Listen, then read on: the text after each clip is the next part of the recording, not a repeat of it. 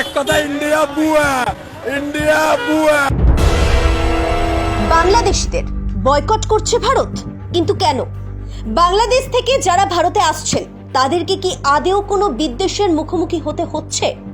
বিশ্বকাপে অস্ট্রেলিয়ার কাছে ভারতের হার, একটা ম্যাচ দুটো দেশের সম্পর্ককে ঘুরিয়ে রেখে দিল। সোশ্যাল মিডিয়ায় নাটের গুরু, আগুনে ঘি ঢালছে কারা? বাংলাদেশের মানুষের ক্রিকেট নিয়ে ভারতের প্রতি যে বিদ্বেষ, সেটাও কিন্তু চোখে পড়েছে। তার জবাব দিতেই কি ভারত এত বড় স্টেপ নিয়ে নিল? বাংলাদেশি পর্যটক, বাংলাদেশের পণ্য, ক্রিকেটার সবকিছুই ব্যান করা হলো ভারতে। ভুল ভেঙে যাবে, আসল ফ্যাক্টটা আগে জানো।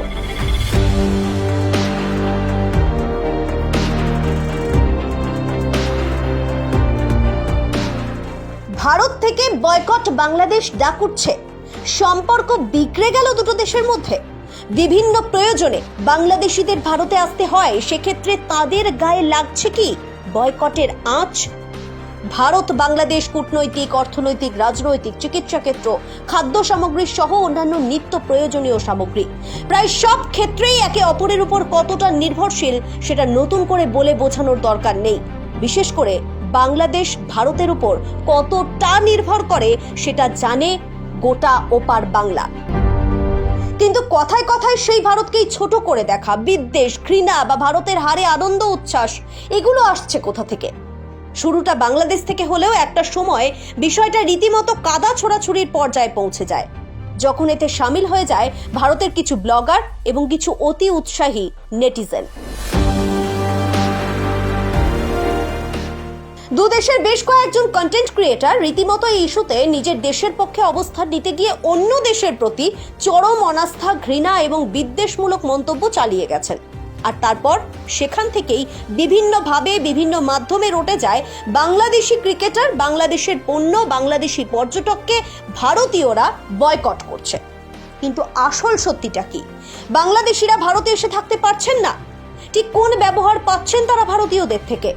সময়ের রিপোর্ট অনুযায়ী পশ্চিমবঙ্গের দার্জিলিং এর একটা আবাসিক হোটেলে প্রচুর সংখ্যক বাংলাদেশি ভারতীয় পর্যটক থাকতেন। কিন্তু মাস দেড়েক আগে দুই দেশের দুজন পর্যটকের সঙ্গে বিবাদের জেরে সেখানে আপাতত বিদেশি কোনো পর্যটক না রাখার সিদ্ধান্ত নিয়েছে হোটেল কর্তৃপক্ষ। তবে ওই হোটেল ছাড়া আর কোথাও এমন কোনো ঘটনা কিন্তু ঘটেনি। কলকাতার বাংলাদেশি অধ্যুষিত হোটেল পাড়া এলাকা থেকেও এই ধরনের কোনো ঘটনার কথা জানা যায়নি। এটা ফ্যাক্ট। বাংলাদেশ এবং ভারতের ক্রিকেট সমর্থকদের মধ্যে যে বৈরিতা, তা একদিনে তৈরি হয়নি। আর ভারতের প্রতি যে বিদ্বেষের কথা বলা হচ্ছে, সেটাতেও কি সব বাংলাদেশি শামিল? বুঝতে হবে, এদের একটা অংশ রাজনৈতিকভাবে ভারত বিরোধী, যারা বাংলাদেশের যে কোনো সমস্যায় ভারতের দোষ খোঁজেন। আবার কেউ কেউ মনে করেন যে বিশ্বকাপের আয়োজক দেশ হিসেবে ভারত বাড়তি সুবিধা আদায় করে ম্যাচগুলোতে জিতেছে। যখন জিততে পারছে না, ভারত হারছে, তখনও আনন্দ, উচ্ছ্বাস, উল্লাসে ফেটে পড়ছে তারা। কিন্তু ভারতীয়রা বাংলাদেশকে পরম বন্ধু মনে করে। বাংলাদেশের সঙ্গে এদেশের সম্পর্ক আত্মিক, এতটাই ভালো যে বাংলাদেশি পর্যটকদের বিদেশি হিসেবে দেখে না। সুসম্পর্ক বজায় রাখার পক্ষেই ভারত। বলতেই হচ্ছে, ভারতে বেড়াতে আসা বিদেশি পর্যটকদের মধ্যে যুক্তরাষ্ট্রের পর বাংলাদেশি পর্যটকদের অবস্থান। এই খাতে ভারতের অর্থনীতির বড় একটা অংশ নির্ভর করে পদ্মাপাড়ের মানুষের উপর। বিশেষ করে মধ্য কলকাতার কয়েক লক্ষ মানুষ সরাসরি বাংলাদেশি পর্যটকদের আসা যাওয়ার উপর নির্ভর করে সংসার চালাচ্ছেন।